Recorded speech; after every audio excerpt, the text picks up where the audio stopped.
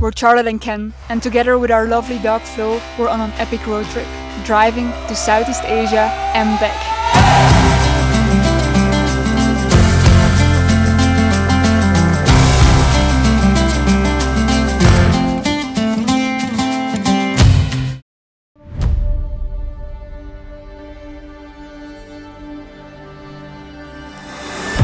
This was not easy. To get to Central Asia, we had to cross Russia, because there's currently no other option. In the past, a lot of overlanders would take the ferry across the Caspian Sea. However, to this day, the borders of Azerbaijan remain closed. They shut down at the start of COVID and they haven't reopened yet. Officially, the reasons to not reopen the land borders are to prevent the spread of the COVID virus. However, this excuse has become quite laughable, as there are no other measures and flying into the country is no problem. The most plausible theory is that it gives the national airline ASL a chance to maximize its profits. And it might come as a surprise, but the company is indirectly owned by the ruling family. So our only option is to cross Russia. Driving to a country at war and crossing regions that pose a huge risk for terror attacks, armed robberies, kidnappings, according to the Belgian embassy of course. There's a lot of doom scenarios we could think of, but we learned that we should rely more on first-hand experience rather than ideas. The Belgian government, like most European governments, had issued a red travel advisory for Russia. But that has never stopped us before. We had to get enough Russian rubles in Georgia to pay everything in cash. From groceries to fuel, and who knows a speeding ticket. And visa. This was a tough one. We need to cross Russia twice. And with our fixed departure date of September 3rd in China, we didn't have time to wait weeks for transit visas. We thought we would get by an e-visa, but apparently Kazakhstan does not accept it. Our only option, a multi-entry visa. The major problem is that you can only obtain a multi-entry visa in your home country or through an external service. When we found this out, we were already in Greece, so driving home wasn't an option. Consulting embassies in Greece, Turkey or Georgia didn't help much either. Ultimately, we only had one option left, sending our international passports to Germany to get a multi-entry visa. The cost? 450 euros. But just as we were finalizing everything, we were informed that with the start of the new year, consular fees for Russia had doubled. The new price?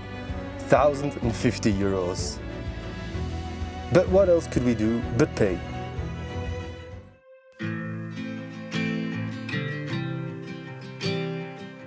The world is constantly in motion, and geopolitical relationships are always changing.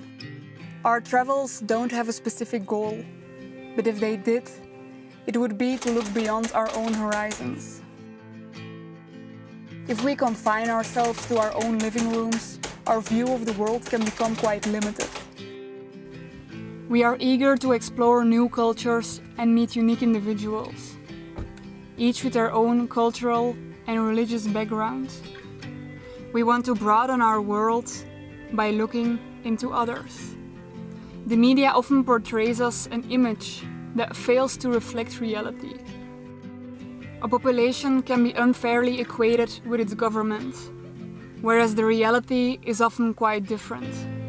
We, of course, do not want to support a regime that disregards human rights, tramples international treaties, and harms civilians. But on the other hand, if we were to travel based on these criteria, we would struggle to find any country in human history that meets our standards.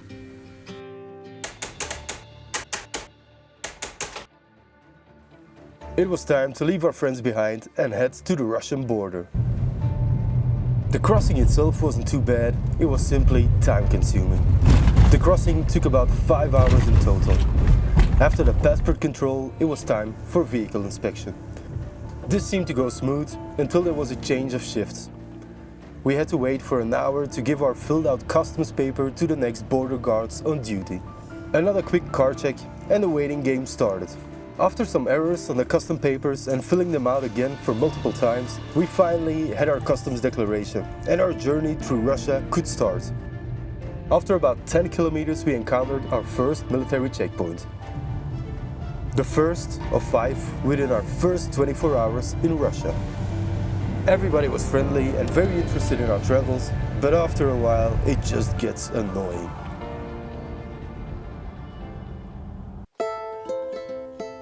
We decided not to only cross Russia, but also do some sightseeing. The only problem is that if you stay longer than 7 days in Russia, you have to register. This process can be hard and time-consuming apparently, so we decided to only spend 5 to 6 days. One of the things we were looking forward to see was the Sula Canyon in the Republic of Dagestan. We don't know why this canyon is not known all over the world, because the views are really spectacular. 53 kilometers long and has a depth of 1,920 meters, which is 63 meters deeper than the Grand Canyon in the USA.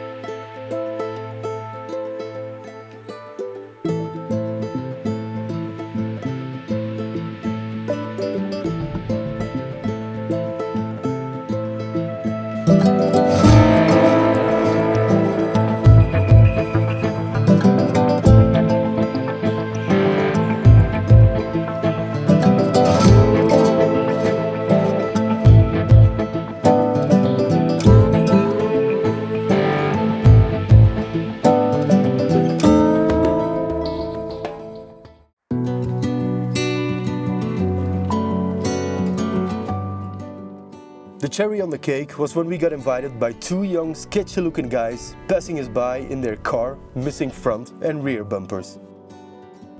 In a beautiful Russian accent they asked us, "Where are you from?" Followed by a, "We invite you for a barbecue, follow us."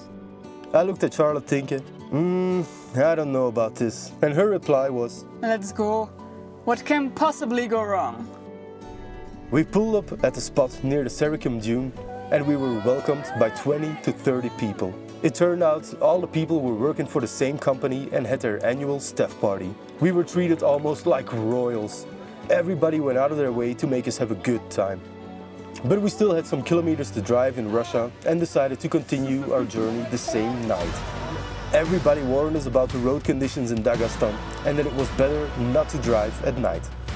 As we still had about 2 hours of sunlight, we decided to take our chances. The decision to drive at the end of day and the use of Google Maps turned out to be a recipe for disaster. We ended up on a small dirt road somewhere in the Russian woods while the sun was setting. And of course the dirt roads turned into a deeply rutted mud trail as the sun went down. Without an opportunity to turn the car, a road that deteriorates with every meter and no phone signal, we thought, we are fucked. Eventually, after some scary moments where we feared we'd tumble over, we were able to turn back. We safely got back to the main road and started looking for a good camp spot.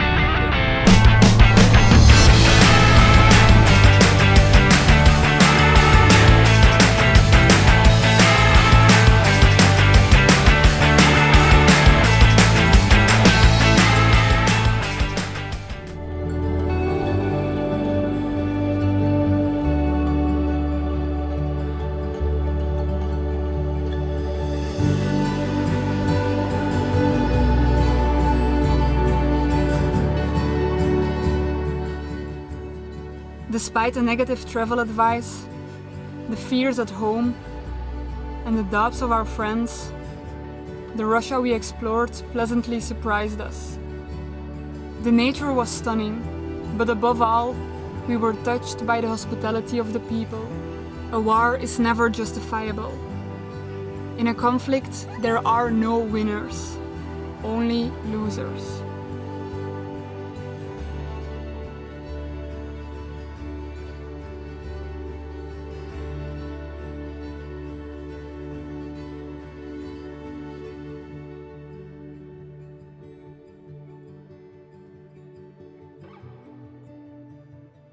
In a polarized world full of hate, let us choose moderation, respect, and try to shed a light on the other side.